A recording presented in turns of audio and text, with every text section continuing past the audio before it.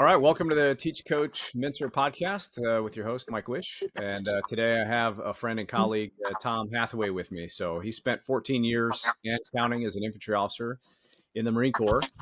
He's had incredible leadership opportunities ranging from leading a platoon in Afghanistan to commanding a company on a harsh winter deployment to the Norwegian Arctic.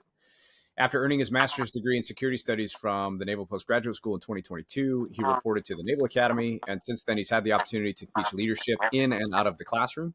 He's been in charge of leadership development for the Division II men's hockey team and the endurance team, which has provided him an opportunity to combine his passion for leadership and coaching along with his favorite sports, hockey and triathlons. His wife, Kelly, is a former Navy officer and now an elementary school therapist, and together they have two very active sons. And in contrast to that, two very lazy dogs, as he was quick to point out in his bio. So, Tom, welcome, and thanks for coming on. That's right. Yeah, Mike, thanks for the introduction and the kind words. I'm real happy to be here talking with you this morning. Yeah. So the not so secret about this podcast is that really I just want to know how people learn. And right, if you want to teach or you want to coach or you want to mentor anybody, you have to have learned an incredible amount along the way.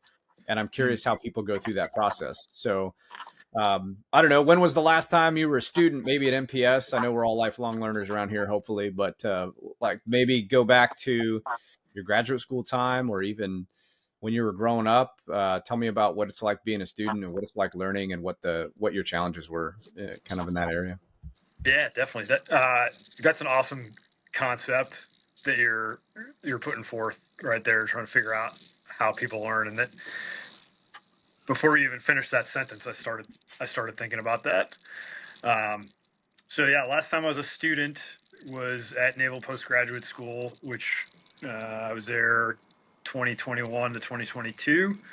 I was in my mid 30s at the time, which is a strange time to go back to being a student. I hadn't been a student in that kind of academic setting since I graduated from Norwich University in 2010. So what did I learn? I mean, the short answer is international relations and regional security studies, with a particular focus in Europe and Eurasia. But what I learned about learning is that it's got to happen internally, right? So I was one of 15, 20 students in a given classroom, but the movie running through my head is going to be inevitably a different movie than what's running through the heads of my classmates. So I'm going to come to conclusions that can be very different from those around me. And it's not just the information I'm gathering in the classroom in that moment. It's the experience and the mental models that I have brought into it that are going to interpret that information differently from those around me because they have different experiences and different mental models. So that's one thing. I try to put light bulbs. I try to turn light bulbs on over people's heads in my classroom, and I have to recognize where they're coming from first. So I'd say that's one perspective on it. Another thing that I learned, and really it's more of an opinion I developed, is that experience almost always trumps education. I'll never say never on that one, but I look at the different professors that I had, and I look at the experiences that I had being an instrument of foreign policy as I'm learning about foreign policy. The best professor that I had was a guy named Dr. Alex Matovsky, and he was the best because he had lived it. So he grew up in the former Yugoslavia, and he was the Minister of Defense for North Macedonia, which is a NATO member state. So it's one thing to go to college and get a degree and then get a master's degree so that you can then teach or a PhD so that you can then teach what you just got a degree in, and you've never left academia. I mean, that's one way to do it. Another way to do it is to go live and experience what you are doing and what you are teaching and then go teach it, where you can balance the theory and the practice. So um, I learned through sitting in the classroom what some of my own values were as well, in addition to just digesting the material and learning about realism and liberalism and all the other theories. Yeah. So I want to go back. There's a couple things that you said there. The first was you talked about having a movie in your head. Mm-hmm. And I think this is really important because we're playing the world over and over again in our own minds, right? And especially if you're in a classroom setting, especially, you can't do the kind of generative learning that you're talking about with experience, right? So in my mind, my own mental model, I don't differentiate between learning through classroom instruction and a book and experience. I think let me rephrase that. They're both categories of learning, right? Mm-hmm. But in one of them, like it's kinesthetic. You're actually physically doing it, or you're physically seeing it, right? I wouldn't say. I mean, would you say like if you went on a combat deployment that you didn't learn anything in the firefights that you've been in? I mean, you learned a ton, right? You just didn't learn it from a textbook, right? Um, and so I think it seems to me that experience is a different kind of learning. It's a kind of learning where the movie you're playing is one you've lived. It's not Yeah. one that you're make believing, right? Right. And there are advantages to the textbook because you can play and be creative and imaginative in the movies that you play in your mind. Whereas sometimes, and I'm not discounting experience for a second, we all know how important it is. But sometimes when you've had an experience, especially a visceral one, you can't get out of it, right? You can't Yeah. imagine how it might have gone otherwise because it didn't go any other way, right? Whereas when you're engaging with an abstract idea, say in a textbook, then you can play that movie 4, 5, 6, 7 different times. And there's this kind of idea where that's a massive advantage to being a human being is that we can do this. We can pretend and imagine and create different possible futures, right? Yeah. See which ones we die in, yeah, and then don't do those ones, right? You can die Yeah. in No, your yeah. not in real life, yeah. Yeah. But I do Yeah. like that. I mean, we do play movies in our heads, right? Yeah. Yeah, for sure. And to the experience point, that's a single data point. Yeah, That's a sample size of one, and the other side of that coin is you have an experience. You can interpret that experience however you want, and you can use it to affirm your previously held belief, even though that experience might suggest the contrary. yeah, So, experience is useful if you can reflect on it and use it properly. I think so. One of the things I noticed, my first deployment as a platoon commander, I was the only Marine in my platoon who had not been to Iraq or Afghanistan. So I had a little bit of an uphill battle in terms of getting some street cred, as every brand new lieutenant does. sure. And I noticed that I had some exceptionally talented and skilled and impressive Marines, and I had some Marines who were, say, on the other end of that. So I had Marines with combat experience that did dumb things in combat and didn't necessarily pay for it. And then it validated, oh, that's okay. I can just use the white light on my PEC 16 at night as opposed to using night optics as they are intended to be used. So sometimes you can survive a dumb choice, and that experience can teach you the wrong lesson as well. So. Yeah, for sure.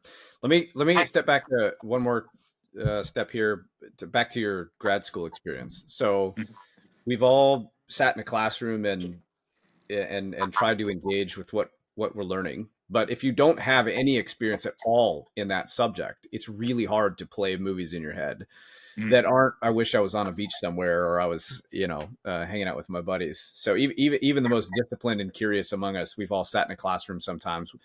Usually, it's with maybe a more boring teacher.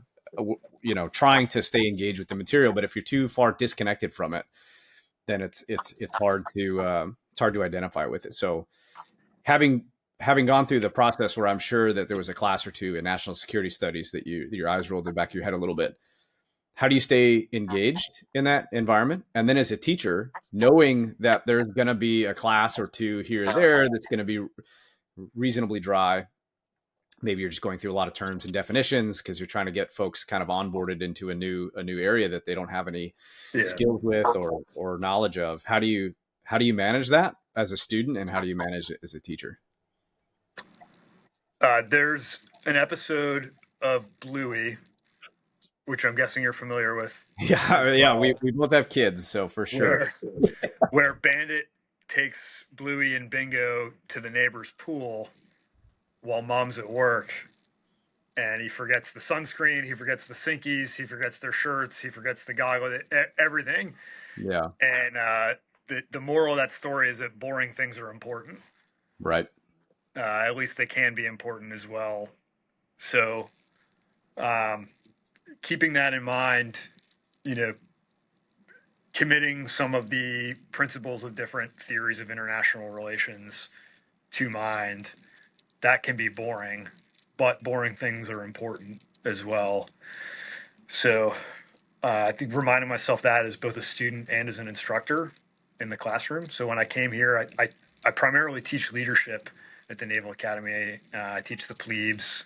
The course is called Applied Behavioral Science for the Naval Leader. Mm-hmm. And I tell them what that means in layman's terms is helping you understand what's going on inside your own head. Yeah.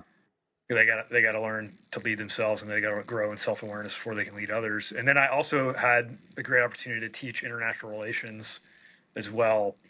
So there were classes that I knew were going to be more boring than others, or should I say less exciting. And I would start, I had a meme from Bluey saying boring things are important too, to just remind my students, hey, I know this isn't like the most interesting or exciting. Here's why it's important. Here's why you need to commit the mental energy to learning this. It's not going to be 100%, but I think that'll improve the success rate for sure of getting both yourself and your students to engage and pay attention. Yeah. For me, I think one of the things that helps a lot is reframing what I consider boring, especially in today's age where I'm instantly distracted. We're all instantly distracted by the phone. Like we constantly need to be doing something, but we're old enough to remember an entire life before phones. Yeah. And we spent an enormous amount of our time, quote unquote, bored. Right. Yeah.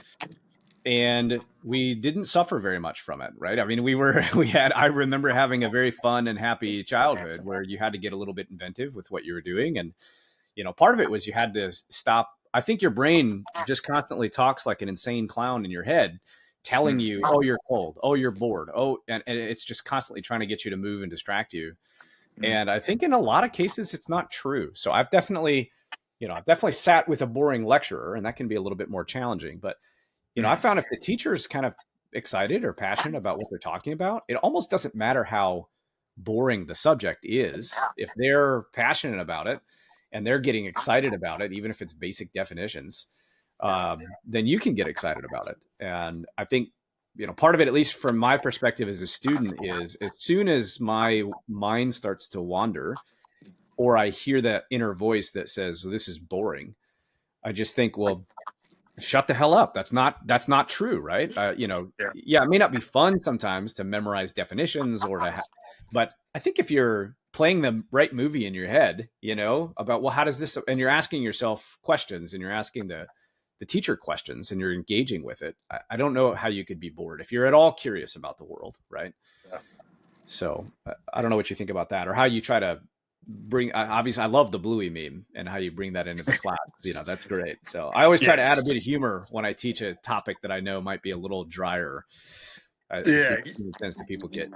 Tends to get people involved rather. Absolutely. And you've got to, and I think instructors have an obligation to keep their students engaged, right? If I have a student falling asleep in my class, um, my first assumption is, am I not presenting this material in an interesting enough way to keep their attention, right? Because it could be me. It could be the fact that they stayed up till 2 o'clock the night before and didn't get enough sleep, and it's potentially a little bit of both. So I think you have an obligation as an instructor to keep the attention, not to entertain, but to keep the attention of your students, right? Their time is valuable, and you don't have the opportunity to just get up there and mail it in and be boring. Yeah. I tell my students, I have them do student presentations in every class. Every student does a presentation on a particular lesson. I say, rule number one, never be boring, because if you're boring, it doesn't matter what the material is or how well you're prepared, nobody's going to absorb it. Yeah. So starting with the end in mind, right? The purpose of me being in that classroom is to enable their mental development, enable their moral development, help them grow and learn in a certain way. Backwards plan from there. What do I need to do to ensure that they learn? They're not going to learn if they're falling asleep. They're not going to learn if they're doing their physics homework, because they're more stressed out about that than my class. So trying to keep things engaging and interesting to the best way that I can, and keep the material relatable as an instructor, I think is really important. Yeah, for sure. Before I want to get into coaching and mentoring, but maybe one last couple of thoughts on learning and teaching, is where does the process start? Well, here, let me ask it this way. Is your process when you were in a classroom and you're learning different than the process of when you're about to go teach something, right? Especially in a case where what you're about to teach is relatively new. And then if it's different, why? Because the context for this question is, for me, that when I started teaching, I I had different practices than when I was learning. So when I needed to go teach something, I'd open up the physics book, right? And I would read the whole chapter, and I would write down, as kind of a summary of each paragraph. And then I would write down a list of questions about what didn't make sense, why was something true or not true. And I'd reflect on it for a while, and then I'd write my own version of the textbook, right, in a way that I thought a student could understand. I was essentially explaining it to myself, because I'm just a dumb jarhead, right? So I'd rewrite it so that I could understand everything that was in there. I would maybe even rederive some equations so that I understood where the math and the logic came from for each set. I'd draw pictures, and then I would rehearse it out loud. That was something I learned a long time ago, is if you rehearse it in your head, it never delivers the way that you intend it to. Right. So I would rehearse it and practice saying it out loud, and I'd come up with analogies that I thought a 10-year-old could understand.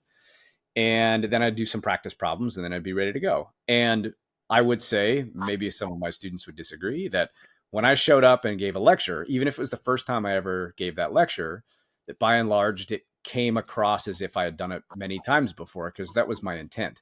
And what I realized in that process is I never did that when I was just learning, right? If I was in a class, there's time constraints, obviously. You don't have as much time probably when you're in 3 or 4 classes at a time. But when I was just learning, that was not the process I used. And I don't think that I learned as well. I think after teaching it, right, there was no way that I had a gap in my knowledge, because I had so aggressively investigated every aspect of what I was trying to go through. And I really tried hard to make sure that I knew at least twice as much as what I was teaching, so that if anybody asked me a deeper question, I could actually answer. And I didn't do those things as a student.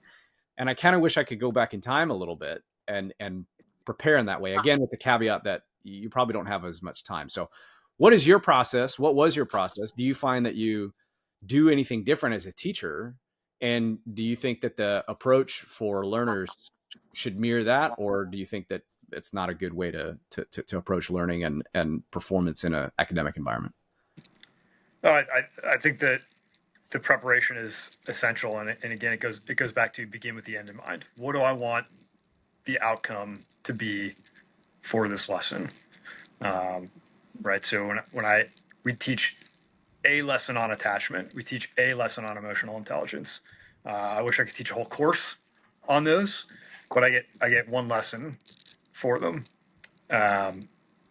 And what I've noticed is if I start with what do I want them to understand when they're walking out of here, that will give me something to aim at. Right. So again, for me, it all goes back to self-awareness in that class. So if I can give them some ideas that will help them write that movie in their head in a way that they can understand and relate to, and then go off and make better decisions with, or understand their lives better, understand their interactions with other people better, understand why they do the things they do,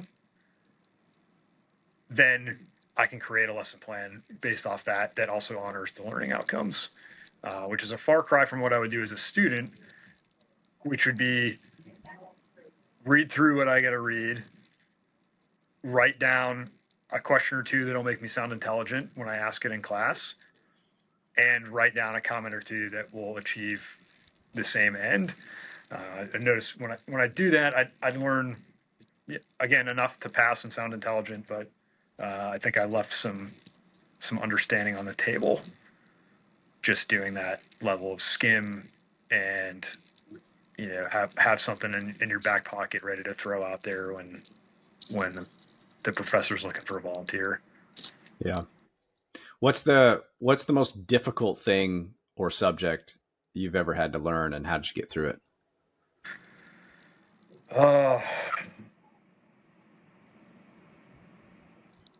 Well, how did I get through it assumes I got through it. Fair enough. Yeah. Put the cart before the horse there a little bit. Yeah. Yeah. Well, I mean, failure, one of the things that we have to embrace is failure, right? I try to tell students and folks that failure is a cheat code. It's like, it's just somebody's handing you the answer saying, hey, look, this is the thing you suck at. And that's it. I know it's hard, but that's a thing to embrace, not to shy away from. Right. Yeah. Yeah. So that's fine too. That's a great point. I'll share one of my failure stories. I graduated in high school. I didn't exactly know what I wanted to do. The Marine Corps seemed awesome, but it just seemed like something that other people did. And I hadn't really gotten that kind of nudge yet to go for it. So I sort of followed the path of least resistance, which was to go to pharmacy school, because I worked at local mom and pop pharmacy for family friends who are great people. I loved them. I looked up to them. I didn't really care a whole lot about being a pharmacist, but I knew that was there, and I knew they made good money. And, people at my elite high school were impressed when you told them that that's what you were going to go do. So I chose to pursue that. And I did so half-heartedly because I wasn't interested in it.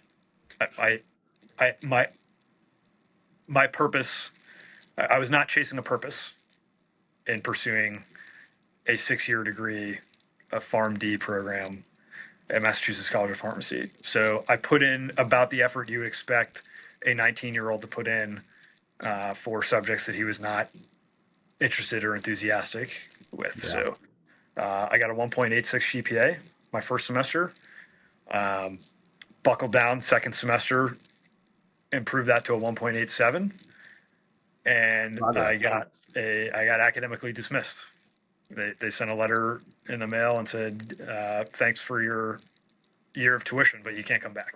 So that was a gut punch, and that it took me a little while in some hindsight to realize the reason I failed there is not because I'm too dumb. It's because I wasn't interested in it, and what I was not pursuing something that was meaningful to me. So of course I didn't put any interest into it. Contrast that with when I sort of righted the ship and got into ROTC at Norwich University. I knew, hey, I might not be super interested in writing this paper. I might not be super interested in doing this project, but I have to do well in this so that I can compete for my ROTC scholarship. And then once I had it, I know I have to do well in this. I have to get at least a B in this class so that I can maintain my ROTC scholarship because I want to commission as an officer in the Marine Corps. That was my purpose. That was my goal. And once I had something to aim at, it was a lot easier to discipline myself to do the things I didn't necessarily want to do. Yeah. I mean, the why has to come first, right? The Absolutely. why, the future vision of yourself that you're striving for has to be. Identity has to occur before anything else. Yeah. Absolutely. Yeah, for sure. Well, good. Let's transition a little bit. Again, the not so secret is I want to learn about how people learn and then how people teach. But coaching and mentoring is a little bit different, right? So, without just digressing into boring definitions, what is the difference between teach, coach, and mentor in your mind? How are they different? How are they the same? And then, what's your approach in the context of those differences in the classroom versus with the sports team versus the one-on-one scenario? Mm-hmm. Yeah. It's the right weapons to target match, as we would say in the fires world, right? Yeah. You got to have the right weapons to target match. You got to understand what the other person is there for and what they need, what are they asking for. You mentor when you're supposed to coach, going to have a bad time, right? It's not going to be absorbed. Somebody comes to you seeking coaching, and they might not be able to articulate that because it's still a fairly new term that isn't quite mainstream yet.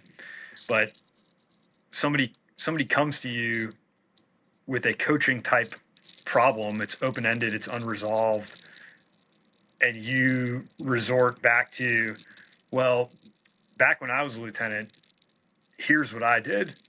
And of course, everyone was so great when they were a lieutenant. I never heard advice like, I did a very okay job when I was a platoon commander. No, everybody did everything right.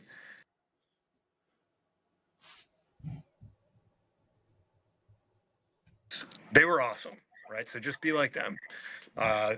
Typically, people's minds will shut off after just a couple seconds, and it's like, all right, I don't care. Not only do I not feel listened to or understood, but that was kind of a waste of time. Sometimes that is what people are seeking. Hey, I need to know how to do this thing. I need to know how to prepare for this event that you have done before. Tell me how to prepare for this. Sometimes it's I need help navigating and coming to my own decision on that, and that's where coaching comes into play, right? So that's where the coach will ask powerful, open-ended questions that are aimed at helping the coachee understand, hey, what are your values? What's important to you? If you're saying yes to this, what are you saying no to, right? Giving them some insight into their own mind. You're essentially holding up a mirror, right? If I'm going to coach somebody, I'm holding up a mirror from them to their topic, right? Because they can see it from one direction. I go around the other side, and now they can see, I hold that mirror up, and they can see it from a different angle. And that gives them some clarity. And then I'll move to the other side, and they can see it from a different angle still. And that will give them some more clarity. So I'm not telling them what to think. I'm not telling them what to do. I'm helping them see their topic or their problem from a couple different angles so that they can make the best decision possible. Yeah. How's that work when they're not very receptive, right? It's so easy to coach or mentor somebody that shows up and says, help me, right? Here's my problem. Typically they've thought about it already. I think 90% of your job is to sit there and listen. So often they come up with the answer while they're voicing the problem, right? Which is why I always tell them, talk out loud when you're having trouble. Even something as simple as like an academic problem in the classroom. I'll have someone come with a math or physics problem, and literally in the middle of saying the thing that they don't understand out loud, it clicks and they feel silly. So there's something incredibly powerful to voicing, right? That's why I practice teaching out loud, right? I don't know what unlocks inside your head when you start saying things out loud, but I find if someone shows up and they're willing and they want your help and they want your advice, and you sit down and you listen, and they start going through the situation or the problem or whatever they're working on, most of the time they end up working a lot of it out themselves. Maybe you give some rudder steers, maybe you give them some open-ended questions, a view on the problem that they hadn't considered before, and most of the time they're able to kind of come to a decision on their own, mostly without your help, a little bit with. But how do you handle the non-receptive types, right? The ones that want to impress you with how smart or capable they are, or maybe they just have no interest in what you have to say, but you have a responsibility to coach or mentor this person. Like, those are the really challenging ones. I think as far as coaching, whether or not that term is mainstream or not, there certainly are a lot of coaches out there, business coaches and marketing coaches in the civilian world. And, in the military world, we tend to use the word mentor, but, there's a lot of folks out there. And yet on the military side of things, or even in the sports world, sometimes you get, more often than not, you'll get someone who's not very receptive, or maybe they think they've got it figured all out. So how do you deal with those situations? Yeah. Well, number one, I mean, I'm glad that that's never been me, coming from that perspective. I've never had it figured out. But I think off the bat, even hard-headed people who are not receptive to feedback, they deserve a chance too, right? So I'll try to give them an opportunity to come around, and recognize it. And the way you do that is to build connection, right? So oftentimes you got to think of, where is this coming from, right? Yeah. Where is this hard-headedness coming from? Where is this, my cup is already full, there's nothing I have left to learn? Where does that come from? And oftentimes that comes from a position of, I'm trying to keep up a shield of what I'm good at, to shield the things I'm not good at, right? I'm trying to keep in the dark my own insecurities and my own things that I am not quite good enough at. So trying to build a little connection, like, you got to recognize, if I need to tell somebody something, but they're not ready to hear it, I'm wasting my breath. So I'm not going to tell them. I'm going to try to build some connection and establish some rapport and help them soften a little bit to get them in a position where they are receptive. So I think your responsibility at that point comes to, what can I do to help this person become receptive to the things that I think they need to hear? Yeah. And then once you work through that, then you can give them the things that they need to hear if they open up. Yeah, you're 100% right that it all starts with the relationship, right? Establishing the relationship first. You're not the first one to say it, and certainly in my own experience, that's been the case. Have you heard of the book, Thanks for the Feedback, by the way? I have not. So it's a great book. It's called Thanks for the Feedback, The Science and Art of Receiving Feedback Well, by Douglas Stone and Sheila Heen. And I highly, highly recommend it, not just for teachers, coaches, and mentors, but for mentees, right? I think everybody should read it. And basically it talks through, well, it's a long book. I won't go through every bit of it, but kind of the main thesis, if you will, there are certain triggers that obstruct feedback. There's truth triggers, relationship triggers, identity triggers.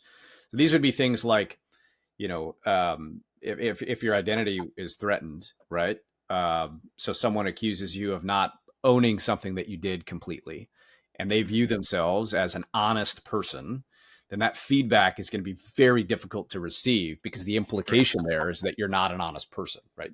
Mm-hmm. And maybe that's not the feedback you're trying to give them. They just didn't own it to the level that you would expect them to own that mistake, or something of that nature. So that's one trigger that could happen. Another is a relationship trigger. So that's anybody who's married knows this one deeply, right? Who are you to give me that feedback, right? Especially, you and a best friend, been friends for a long time. You know each other's faults, you know each other's strengths, right? And then they tell you, hey man, you really probably shouldn't do that, behave that way. And you're thinking, I know all the dirt on you, buddy. You know, Yeah. who are you to tell Who me are you this, to right? tell me that? Yeah. Yeah. So yeah, there's these triggers, and it goes through each one kind of in a lot of detail. It's really really very good, and I think for me, what's great personally is that I become hyper aware of those things when somebody's giving me feedback, and it allows me to put my mind at ease. Right? Remember that crazy clown that's talking in your head all the time, telling you you're better than that. You don't need to listen to what this guy's saying. Right? You've got it all figured out, and you go, no, that's not true. And you set aside the emotional response to the feedback, and it makes you so much more receptive to what someone is saying instead of just playing the movie in your head that I don't need this and I'm better than what I'm being told here. And then it also is very useful, I think, as a coach and a mentor, because you are now aware of why they might be responding in the way that they are, because it allows you to ask the next question, right? Hey, when I said that you didn't take ownership, did you think that I said I thought you were being dishonest about it, right? Yeah. Oh, no, that's not what I meant at all, right? Those are two separate things. So let me put your mind at ease, right? I think you're a very forthright person. You know, you have integrity, but there's a difference between, say, having integrity and then fully owning a mistake in front of everybody and taking kind of extreme ownership of something that you did, right? Those are two different things. And so, anyway, I recommend, I don't know what your thoughts are on those, but recommend the book. I think it's great Yeah, for absolutely. everybody. I was thinking of that. Yeah, it'll save a lot of spousal pain as well. It maps onto many different scenarios. So, um, okay, we'll get let me give you the floor a little bit about your experiences, you know, in teaching, coaching, and mentoring, and you know, problems, thoughts, wisdom, nuggets. What do you got?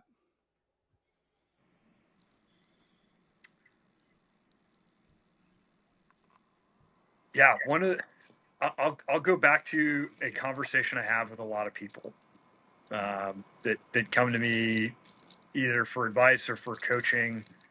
Which say they come to me for mentoring or for coaching, and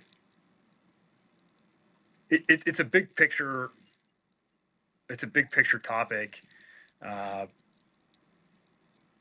but the point is you could be miserable anywhere, right? So there's a book I keep here on my desk. I bring it into the classroom with me all the time. It's called The Happiness Hypothesis by Jonathan Haidt. Yeah, It's one of the most influential books that I've read and helped me understand what's going on inside of my own head, for sure. And that is to say that you could be miserable anywhere. for sure. And the implication is that the inverse is true also. You could be happy anywhere. So that that makes you think about what you're pursuing and why am I pursuing it? Why I'm working so hard toward this path in my life. Why am I pursuing it so hard? What do I want out of it? Is it a sense of achievement? Is it the feeling I get when I tell people what I'm doing, how impressed they are? Is there some kind of internal satisfaction? Is it validation? What is it and where is it coming from? So asking that, telling somebody, hey, you could be miserable anywhere. It sounds like it's a negative thing, but I think really it's a positive perspective. What it tells people is once you achieve the thing you're desperately trying to achieve, you will then have a new set of problems. You will acclimate to that, have a new set of problems, and then you'll be working towards it. So I go back through, if I go back through my own bio, and I'm sure you'll have a similar concept here, right? I just have to get that ROTC scholarship at Norwich, and then I'll be on the path to being a Marine officer, and everything will be great and fine, right? And then you get it, and then now the angst over. Oh, I got to get through OCS. Now I got to go through OCS. Once I get through OCS, I'll just be on. I'll be on the gravy train, right? You get through OCS, Yeah. you graduate, and you're on cloud nine, and then within a week, you're like, all right, I got TBS coming up in 1 year. I got to prep for TBS because if I don't do all TBS, I'm not going to get the infantry MOS that I really want, right? And then you get infantry, and then it's like, yeah, I got infantry, everything's great, and then I got to go through IOC. Now I got to get through IOC, and then once I graduate IOC after 3 months, it just never ends. Yeah, it just never it never ends. Yeah. And if your entire perspective on life is I need to achieve this thing because then it will make me happy or then I'll be validated, you're wrong. It's never going to be enough. So you have to find meaning in the pursuit and you have to find meaning in other things. And oftentimes it looks like looking at relationships, the relationships that you have in your life that are important, the voluntary activity that you do in life that is very important to you, in addition to the pursuit, right? Like the pursuit is fun. Yeah. It should be fun, right? If all you want is a trophy at the end, then the pursuit, you're leaving the most important part out, which is the pursuit of that trophy, right? So that's one of the bigger lessons that I've tried to pass on to people as I'm sitting and talking with them one-on-one or in the classroom. And really, it's just a perspective. It's a perspective that you can chase that thing. It's like you're chasing a pump in the gym. Right. You get a good pump, and you feel great, right? Some bro science here, and you're like, this is the best version of my right. I'm here, I got it, and then it goes away, and then you got to chase it again, and the feeling's gone. So yeah, exactly. The chase is a beautiful thing. The pursuit's a beautiful thing, and if you can find meaning and purpose in that, then I think you're in a much better place in life. Yeah, it reminds me of two stories. The first was, it might have been Jonathan Haidt actually, but there was some research conducted quite a while ago. I think there was a TED talk about this, but they interviewed or they asked folks after winning the lottery and also after losing a limb to rate their happiness on a happiness. Yep. Is that from that book? That's Haidt, yeah. Yeah. Okay. That's Haidt. Yeah. So for anybody who doesn't know, if you just lost your leg, you're probably going to rate your happiness level pretty low. Right. And they ask them to rate it. Hey, what was your happiness level before the incident? What's your happiness level right now? And then they did the same with lottery winners. So, if you were at a 7 before you won the lottery, you're at a 10. If you're at a 7 before you lost a leg, you're at a 2 or a 3. And then a year later, they go back and they ask them again, right? What's your happiness level today? And both regress back to a 7, roughly. And it's been a long time since I've heard it, so correct me if I've got. The gist is all correct. Yeah, absolutely. Yeah, absolutely. Yeah. So that's incredible to me because before, if someone were to come and ask you, hey, would you rather win $1 million or lose a leg? The choice is clear, right? And yet, roughly speaking, a year later, you will adapt to the new circumstances in either case, and your happiness level a year from now won't really change that much. Yeah. And that I try to keep. I haven't thought about that in a really long time, so I'm glad you brought this up because that's something I'm going to try to remind myself more of daily. Is that whatever it is that you think you're going to accomplish today that's going to make you happy next week or next year is very unlikely to do so. Probably the most meaningful thing that you can do is spend some time with some friends or some family and enjoy every moment. Which reminds me of the second story, which is a stoicism story. There's a guy, I can't for the life of me remember the professor's name, but he was a philosophy professor and he ended up writing a book on stoicism.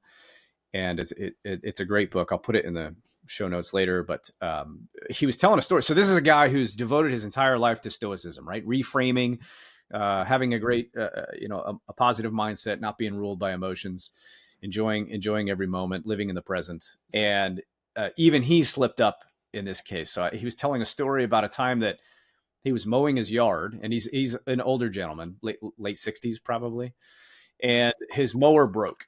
And so he got in a pissy mood about it and had to go get in the car and drive down to Home Depot and spend $200 or $300 or $400, whatever it was, on a new mower. And he's just sitting there in a bad mood. And the attendant is taking forever to help him because it's on a top shelf and he can't get it down.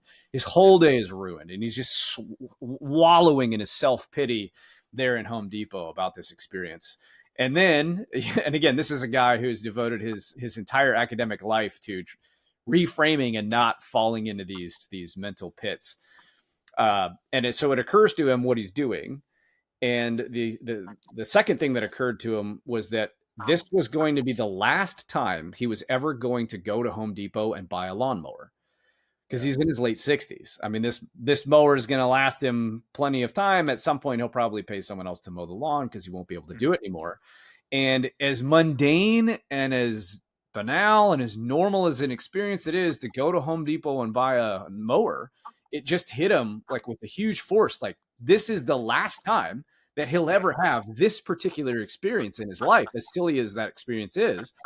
And it just totally reframed his whole mood. Right? It's like, wow, okay, I'm going to buy this mower and I'm going to enjoy the line and, the struggle to get it in the car, because I'm just never going to get to do this thing again, more than likely. Right. So that's perspective. That's perspective. Yeah. Well, that's great. Well, Tom, I think we hit it. I think we hit it all. I don't know. Is there anything left on the table that you want to pass on? I'll give you the last word here for the audience. Yeah, I think the most important subject that you can try to learn about is yourself. So, self-awareness, self-reflection, it's important, right? You're doing things every day, you're saying things every day, you're making choices every day that you might not necessarily understand, and it's worth trying to get an understanding of where that's coming from. Right, so that could be your past experiences shaping you. That could be your genetics shaping you. That could be your environment shaping you. But I would just encourage people to every day work on self-awareness, because the rewards are huge. Well, it's great advice. You're definitely right on that, and I really appreciate your time today. Thanks for joining us, Tom. Cool. Yeah, thanks a lot for having me, Mike. This is great. All right, we'll see you again. Nice. Bye.